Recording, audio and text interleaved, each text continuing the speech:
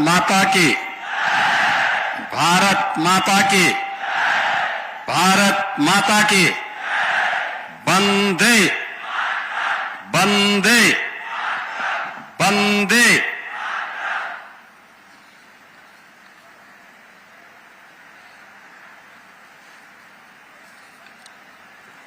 उत्तर प्रदेश पहले centre of excellence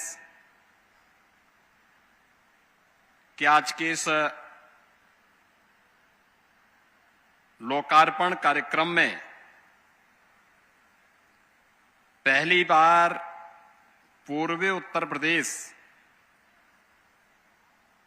Gorakhpur की धरती पर पधारे टाटा ग्रुप के चेयरमैन एन चंद्रशेखरन जी का आज इस कार्यक्रम में और इस सेंटर ऑफ एक्सीलेंस के बहाने गोरखपुर आगमन हुआ है। मैं इस अवसर पर अपने उज्जवल भविष्य के प्रति आशान्वित इस यहां की युवा पीढ़ी की ओर से टाटा ग्रुप के चेयरमैन एन चंद्रशेखरन जी का हृदय से स्वागत करता हूं, अभिनंदन करता हूं।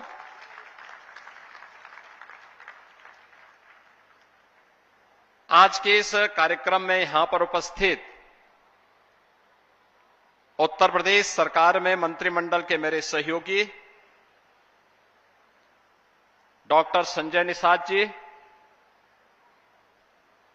लोकप्रिय सांसद श्री रविकिशन जी, महापौर डॉक्टर मंगलेश श्रीवास्तव जी, हमारे एमएलएज यहां पर श्री फतेह बहादुर सिंह जी, विपिन सिंह जी, राजेश त्रिपाठी जी, प्रदीप शुक्ला जी, श्रवण निषाद जी, विधान परिषद सदस्य डॉक्टर धर्मेंद्र सिंह जी, टीसीएस के सीईओ श्री के कृतिवासन जी, उत्तर प्रदेश सरकार के एडवाइजर श्री अवनीश अवस्थी जी,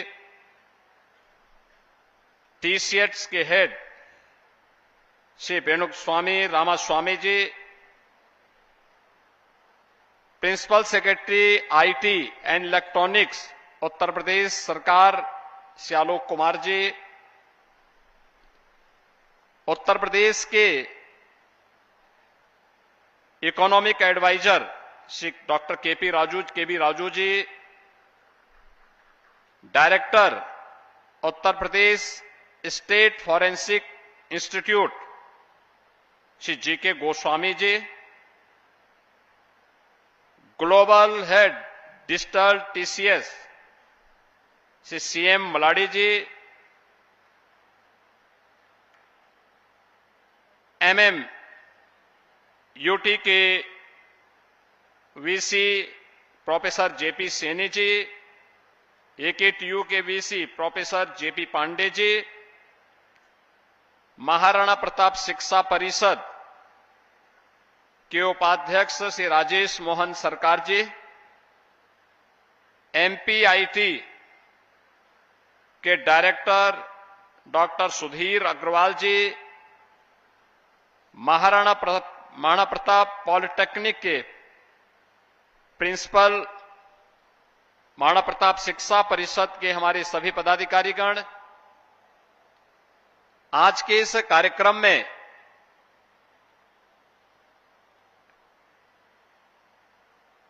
टाटा ग्रुप से जुड़े हुए हमारे सभी अधिकारीगण, महाराणा प्रताप शिक्षा परिषद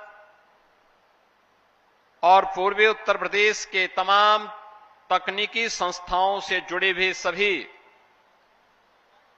अन्य यहां पे उपस्थित अधिकारीगण, गोरखपुर समेत उत्तर प्रदेश के अलग अलग जनपदों से उपस्थित हमारे भारत के भविष्य मेरे युवा साथियों, मैं सबसे पहले पूर्वी उत्तर प्रदेश के इमर्जिंग टेक्नोलॉजी के इस पहले सेंटर ऑफ एक्सीलेंस के लिए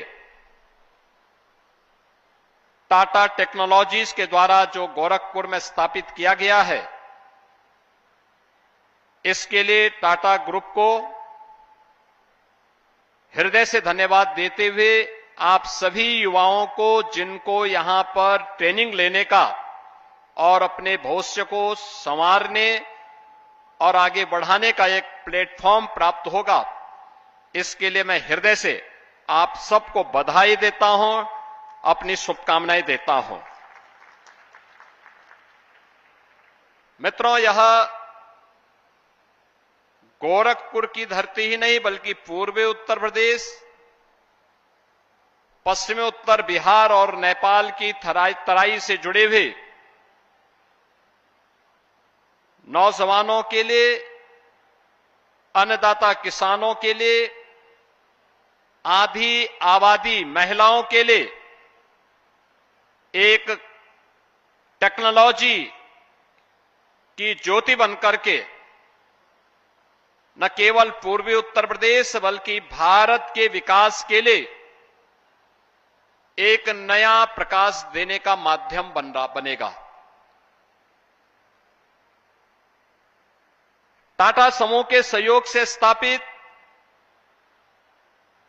एआई एवं इमर्जिंग टेक्नोलॉजी पर केंद्रित यह सेंटर ऑफ एक्सीलेंस न केवल वर्तमान की बल्कि भविष्य की उन आवश्यकताओं की पूर्ति करने में सहायक होगा जो आत्मनिर्भर भारत और विकसित भारत की प्रधानमंत्री जी की संकल्पना है, और उनकी संकल्पना के अनुरूप आत्मनिर्भर और विकसित उत्तर प्रदेश को बनाने के लिए जो हम लोगों ने रोड मैप अपना तैयार किया है, उस रोड मैप के लिए एक प्लेटफॉर्म का काम करेगा, जहां पे आर्टिफिशियल इंटेलिजेंस के साथ ही machine learning, data science, cyber security, space technology जैसे डिजिटल युग के मेजर पिलर्स पर विशेष फोकस करते हुए आज इस सेंटर ऑफ एक्सीलेंस को आगे बढ़ाया जा रहा है, इसका लोकार्पण किया जा रहा है। इसके साथ ही ड्रोन एवं 3D प्रिंटिंग जैसे इनोवेटिव टेक्नोलॉजी, स्पेस टेक्नोलॉजी जैसे उन्नत क्षेत्रों में भी यहां के युवाओं के लिए एक टेक्नोलॉजी कल प्लेटफॉर्म उपलब्ध हो सके, यह सेंटर ऑफ एक्सीलेंस यहां के युवाओं को उस वैश्विक प्रतिस्पर्धा के लिए तैयार कर सके। आज यह कार्यक्रम इस सेंटर ऑफ एक्सीलेंस से यहां पर प्रारंभ किया जा रहा है। मैं आज के इस अवसर पर इस इमर्जिंग टेक्नोलॉजी के माध्यम से पूर्वी उत्तर प्रदेश के युवाओं के तकनीकी उन्नयन, रिसर्च, इनोवेशन एंड एंटरप्रेन्योरशिप को बढ़ावा देने के लिए मैं इस सेंटर ऑफ एक्सीलेंस के लिए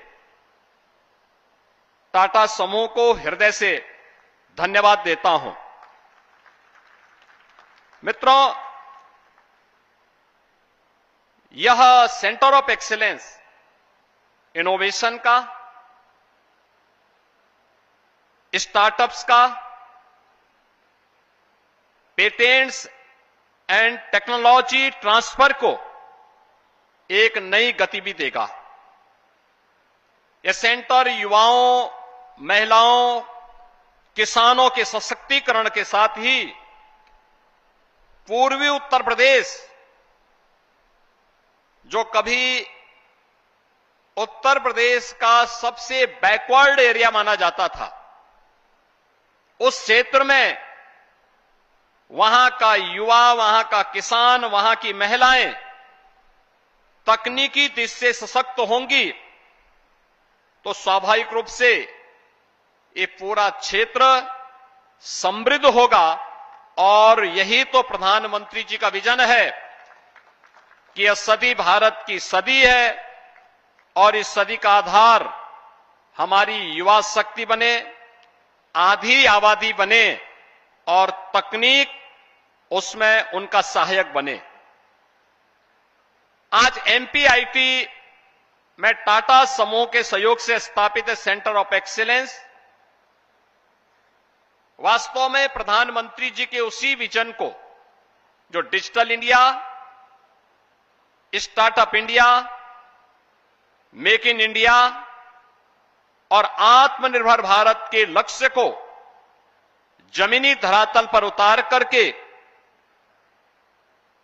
विकसित भारत की संकल्पना को आगे बढ़ाने के प्रयास का एक हिस्सा है। और मुझे प्रसन्नता है कि महाराणा प्रताप शिक्षा परिषद इस अभियान में आगे आकर के इस टेक्नोलॉजी, इमर्जिंग टेक्नोलॉजी के लिए अपने आप को तैयार किया। वास्तव में महाराणा प्रताप शिक्षा परिषद की जब हम बात करते हैं, 1932 में जब देश स्वतंत्र था, तब तत्कालीन गोरक्ष पीठाधीश्वर महंत श्री दिग्विजय नाथ जी महाराज ने गोरखपुर में महाराणा प्रताप शिक्षा परिषद की स्थापना की। ये महाराणा प्रताप शिक्षा परिषद वही शिक्षा परिषद है जिसने जब पूर्वी उत्तर प्रदेश के अंदर पहले विश्वविद्यालय की स्थापना के एक अभियान को आगे बढ़ाना था, तब गोरक्ष पीठ और महंत दिग्विजय नाथ जी महाराज आगे आए थे। उन्होंने महाराणा प्रताप शिक्षा परिषद के अपनी 2 संस्थान उत्तर प्रदेश सरकार को दिए थे और गोरखपुर में गोरखपुर विश्वविद्यालय की आधारशिला और गोरखपुर विश्वविद्यालय का शुभारंभ हो पाया था। और आज मुझे प्रसन्नता है कि महाराणा प्रताप शिक्षा परिषद का ही एक उपक्रम Maharana Pratap institute of technology उस दिशा में आगे आया। टाटा ग्रुप के साथ मिलकर के, टाटा ग्रुप के सहयोग से आज यहां पे इतना शानदार सेंटर ऑफ एक्सीलेंस यहां के युवाओं के लिए प्राप्त हुआ है। और मेरा मानना है कि टाटा समूह, मित्रों, आज प्रातःकालीन सत्र में मुझे टाटा समूह के द्वारा संचालित लखनऊ में टाटा मोटर्स के 10 लाखवें वाहन को लॉन्च करने का अवसर प्राप्त हुआ। याद करिए, लखनऊ में टाटा मोटर्स का शुभारंभ 1992 में होता है। 34 वर्ष में उन्होंने 10 लाख वाहन उत्तर प्रदेश और देश की सड़कों पर उतार करके कितनी बड़ी संख्या में लोगों को आत्मनिर्भर बनने के लिए, पब्लिक ट्रांसपोर्ट के लिए, कनेक्टिविटी के लिए, माल भाड़ा ढोने के लिए वाहन, स्वदेशी वाहन यहां पर उपलब्ध कराए और बहुत सारे लोगों को, हजारों और लाखों की संख्या में लोगों को आत्मनिर्भर बनने की दिशा में वह ग्रुप सहायक बना। वास्तव में जमशेद जी टाटा से लेकर के रतन जी टाटा तक सेवा और नवाचार की जो ये परंपरा है, यह केवल सेवा और नवाचार तक सीमित नहीं है। मैंने सुबह भी कहा कि टाटा केवल एक नाम नहीं, यह एक विश्वास है, एक गुणवत्ता है। राष्ट्र निर्माण के प्रति अपनी प्रतिबद्धता का भी एक मानक है और इसीलिए टाटा को भारत के लोगों ने एक ट्रस्ट के रूप में माना है, यानी एक विश्वास के रूप में माना है। और वह विश्वास आज देश के अंदर हर एक सेक्टर में हम सबको देखने को मिलता है। Maharana Pratap institute of technology, यहां पर पहले से ही computer science and engineering, artificial intelligence, machine learning, cyber security and data science, information technology तथा इलेक्ट्रॉनिक्स इंजीनियरिंग जैसे अत्याधुनिक पाठ्यक्रम संचालित कर रहा है। और मेरा मानना है कि आज के समय में, एक समय था ये पूर्वी उत्तर प्रदेश हर एक क्षेत्र में पिछड़ा माना जाता था, और आज मुझे बताते हुए प्रसन्नता है कि आदरणीय प्रधानमंत्री जी की प्रेरणा से आज ये क्षेत्र उभरता हुआ नॉलेज पावर हाउस के रूप में अपने आप को स्थापित कर रहा है। गोरखपुर में अब 4 पूर्णतः क्रियाशील विश्वविद्यालय कार्यरत हैं। इसके साथ ही अभी कुछ दिन पहले हम लोगों ने भारत सरकार के सहयोग से सॉफ्टवेयर टेक्नोलॉजी पार्क की भी स्थापना गोरखपुर में की है। उत्तर प्रदेश आज भारत के अंदर न केवल इंफ्रास्ट्रक्चर के लिए बल्कि अपने प्रदेश में अब यूपी यानी भारत के अंदर यूपी एक मैन्युफैक्चरिंग स्टेट के रूप में भी अपने आप को, एक मैन्युफैक्चरिंग हब के रूप में अपने आप को स्थापित किया है। आज से 9 वर्ष पहले यह कठिन था। सड़कें अच्छी नहीं थी, बिजली का अता पता नहीं था, सुरक्षा संकट में थी, पॉलिसी नहीं थी, न नीति थी, न नियत थी। स्वाभाविक रूप से असुरक्षा के माहौल में नीति न होने के कारण निवेश भी नहीं होता है। निवेश नहीं होगा तो स्वाभाविक रूप से एम्प्लॉयमेंट भी जनरेट नहीं होगा, एम्प्लॉयमेंट भी नहीं मिलेगा। और आज मुझे बताते हुए प्रसन्नता है कि देश के अंदर बेहतरीन इंफ्रास्ट्रक्चर के रूप में उत्तर प्रदेश ने आज अपने आप को स्थापित किया है।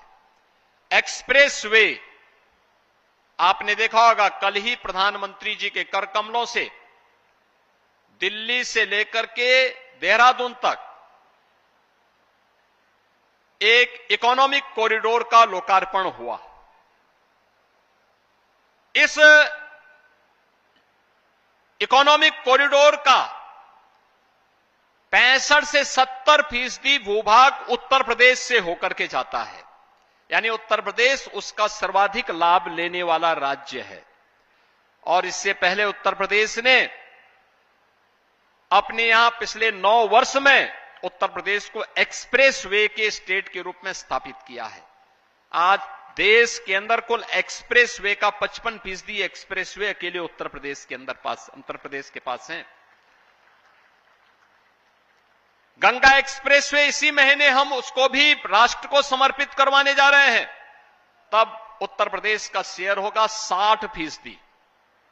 60% एक्सप्रेस वे पर उत्तर प्रदेश का हिस्सा होगा। एयर कनेक्टिविटी उत्तर प्रदेश की बड़ी है। आपने स्पेस में भारत के मिशन को छोड़ते हुए देखा होगा, लेकिन जब यूपी का युवा उसमें पारंगत नहीं होगा तो उस फील्ड में जाएगा कैसे।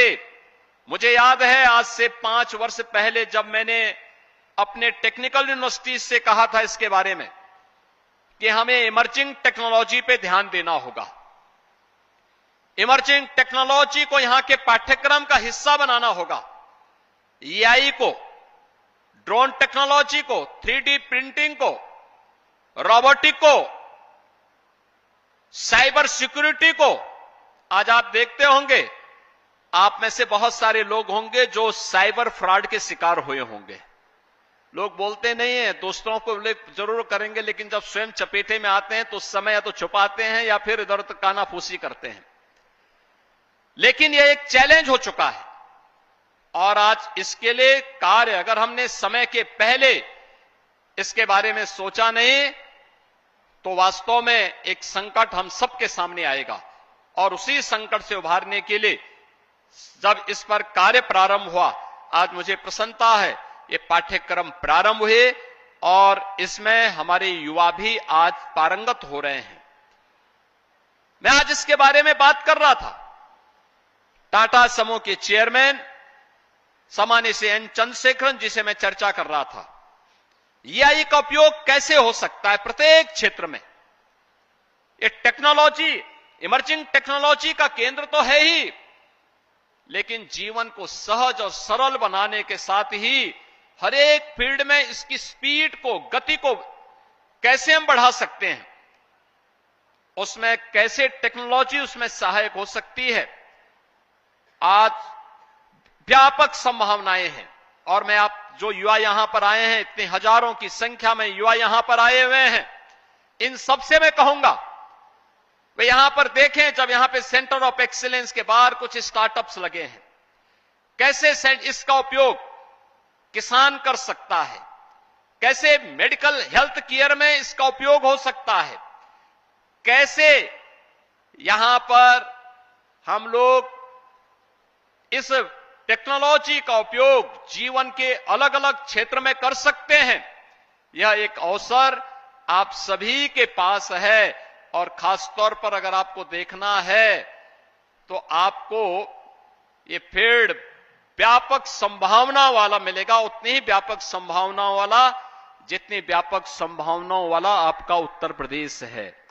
उत्तर प्रदेश ये केवल उत्तर प्रदेश नहीं है, अनलिमिटेड पोटेंशियल का प्रदेश है और ये अनलिमिटेड पोटेंशियल के इस प्रदेश की इन संभावनाओं को आगे बढ़ने में टेक्नोलॉजी एक बड़ी भूमिका का निर्वहन कर सकता है। आज उसी का उपयोग करने, उसके अनुरूप वातावरण बनाने का परिणाम क्या है। भारत के अंदर मोबाइल मैन्युफैक्चरिंग के जितने भी मैन्युफैक्चरिंग होती है उसमें 55% उत्तर प्रदेश में हो रहे हैं वर्तमान में, यानी इतनी बड़ी संख्या में वहां रोजगार मिल रहा है। इलेक्ट्रॉनिक कंपोनेंट 55 से 60% आज के दिन पर उत्तर प्रदेश में बन रहा है।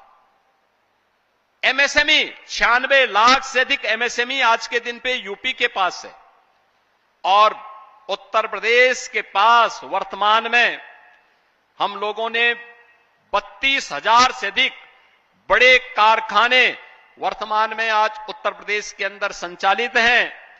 22,000 से अधिक स्टार्टअप आज उत्तर प्रदेश की अर्थव्यवस्था को आगे बढ़ाने में अपना योगदान दे रहे हैं। आज आईटी, इलेक्ट्रॉनिक्स, मोबाइल मैन्युफैक्चरिंग का हब हमारा एनसीआर बना है।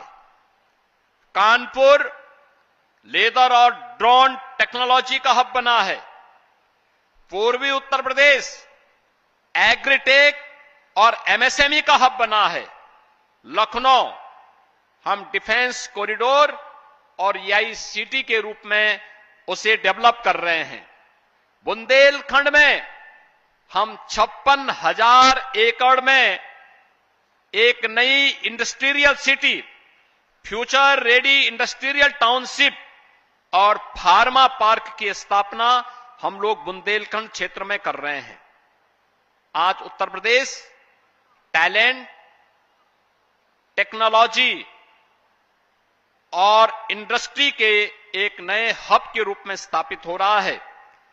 IT, electronics, AI, semiconductor, startup and data centre से लेकर के एमएसएमई और डिफेंस मैन्युफैक्चरिंग तक, ये सभी कुछ आज यहां पर यूपी के अंदर मजबूती के साथ, तेजी के साथ, डबल इंजन सरकार की डबल स्पीड के साथ आगे बढ़ते हुए दिखाई दे रहे हैं।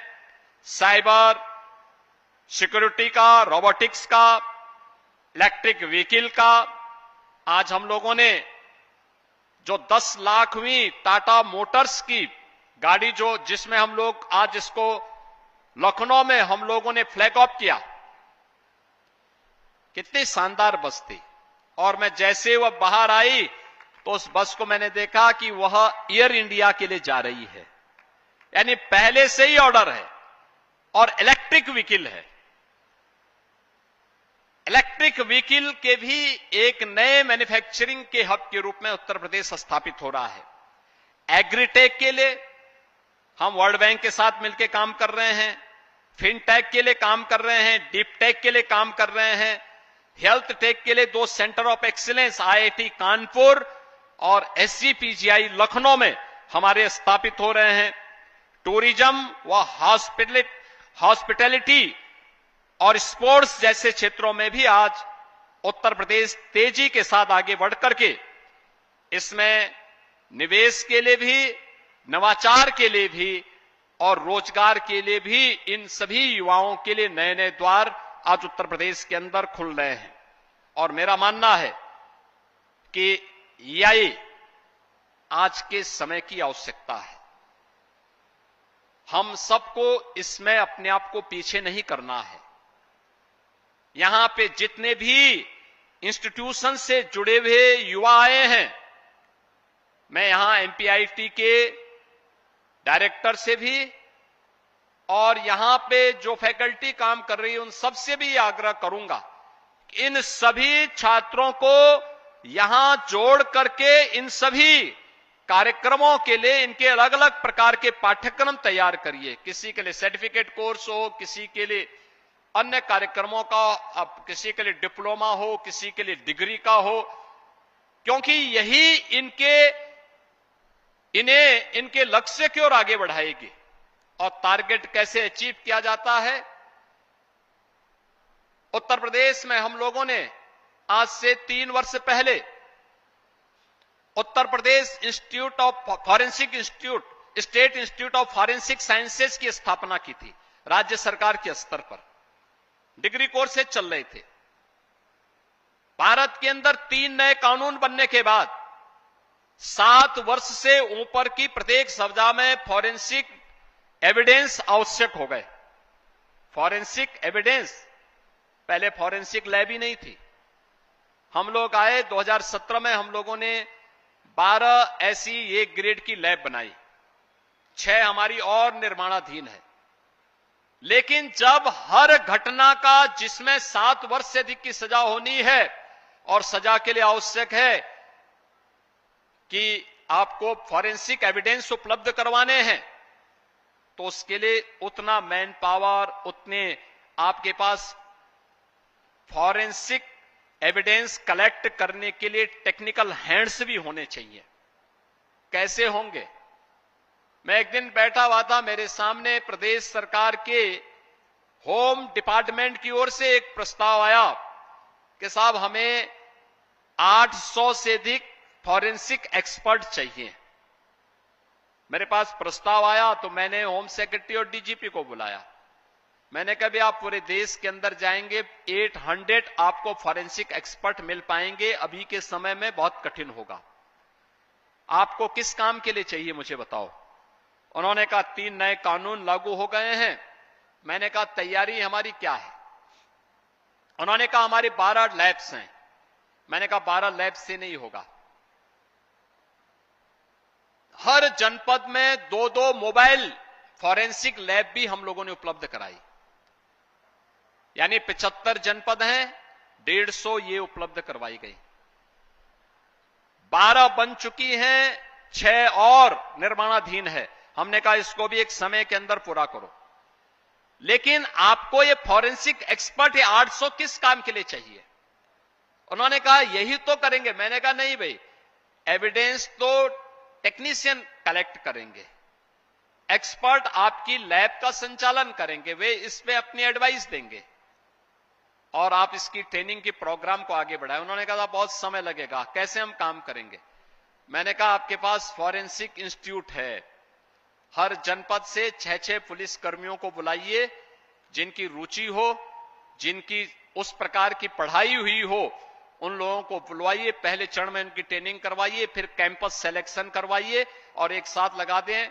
आज यूपी स्टेट फॉरेंसिक इंस्टीट्यूट के डायरेक्टर भी यहां पर उपस्थित हुए हैं, वो रिटायर्ड आईपीएस हैं, वे भी यहां पर उपस्थित हुए हैं और उन्होंने जो मुझे बताया, मैं पिछले दिनों मुझसे मिलने के लिए आए थे, उन्होंने कहा साहब मैंने 300 जो हमारे टेक्नीशियन थे उनकी ट्रेनिंग मैंने पूरी कर दी है, शेष टीम का मैं कर रहा हूं। यानी यूपी पहला राज्य होगा, इतना बड़ा राज्य होने के बावजूद हर जनपद में हम फॉरेंसिक एविडेंस के लिए टेक्निकल हैंड पावर उपलब्ध करवा रहे हैं और मुझे लगता है कि सेंटर ऑफ एक्सीलेंस इसी प्रकार से हमें अलग अलग प्रकार के पाठ्यक्रम तैयार करने पड़ेंगे, उसके लिए युवाओं को उसके साथ जोड़ना पड़ेगा।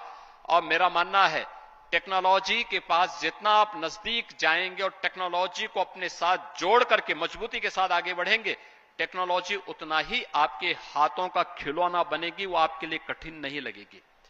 और ये नौजवान उसके साथ जुड़ेंगे तो न केवल वह अपने टेक्नोलॉजी की दृष्टि से वे अपने आप को पारंगत मानेंगे, बल्कि शिक्षा के क्षेत्र में, स्वास्थ्य के क्षेत्र में, कृषि और नवाचार के क्षेत्र में, उद्योग के क्षेत्र में कैसे उन्हें कार्य करना है, ये हर एक क्षेत्र में उन्हें आगे बढ़ने में मदद मिलेगी।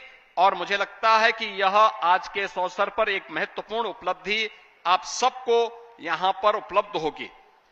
मैं आज के इस अवसर पर टाटा ग्रुप को इस बात के लिए भी धन्यवाद दूंगा कि उन्होंने उत्तर प्रदेश सरकार के साथ टेक्नोलॉजी पार्टनर के रूप में जिस मजबूती के साथ काम किया। कोई सोचता था कि आईटीआई में भी एआई के बारे में, 3D प्रिंटिंग के बारे में, साइबर सिक्योरिटी के बारे में या अन्य जो हमारे रोबोटिक के बारे में वहां जानकारी मिल पाएगी। और मुझे बताते हुए प्रसन्नता है कि टाटा टेक्नोलॉजीज ने उत्तर प्रदेश के अंदर 150 आईटीआई को इसमें पूरी तरह वेल इक्विप्ड लैब्स बना करके उन्हें प्रारंभ किया है और अब उन्हें हब एंड स्पोक मॉडल पर आगे बढ़ाने की तैयारी प्रदेश भर में चल रही है।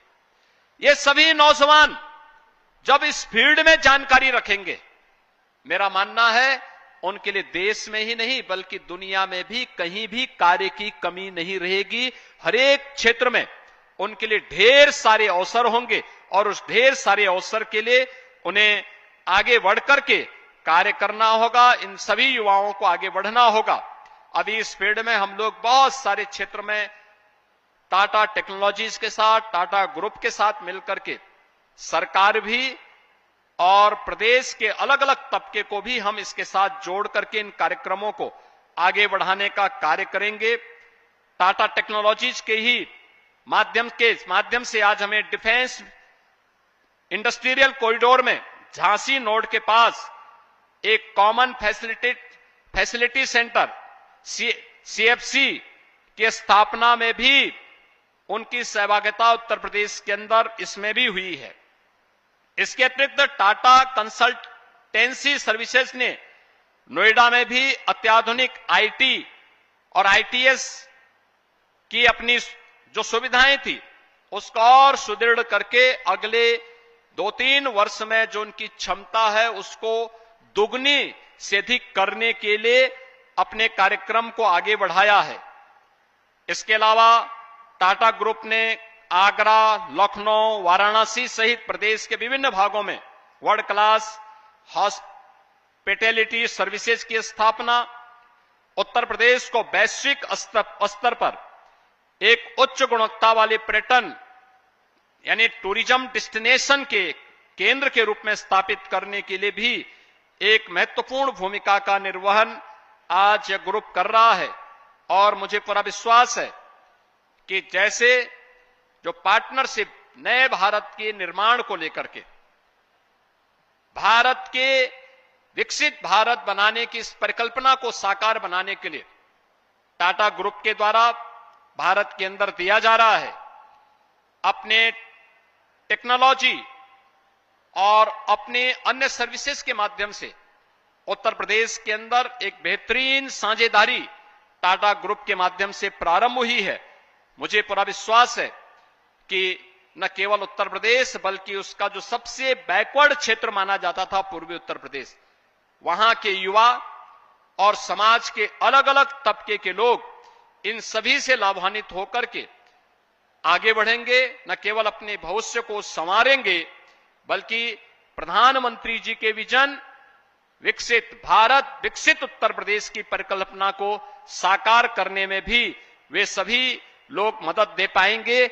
इस विश्वास के साथ मैं आज के इस अवसर पर एक बार फिर से गोरखपुर में स्थापित MPIT में स्थापित इस सेंटर ऑफ एक्सीलेंस के लिए आप सभी युवाओं को हृदय से बधाई देता हूं, अपनी शुभकामनाएं देता हूं।